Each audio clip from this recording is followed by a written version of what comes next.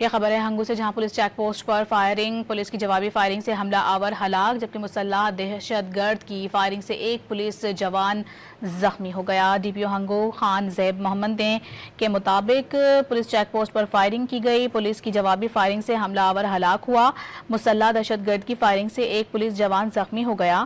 Police جوانوں نے جمع مردی کے ساتھ مقابلہ کرتے ہوئے حملہ آور کو مار دیا، زخمی اہلکار کو علاج کے لیے پشاور منتقل کر دیا گیا ہے۔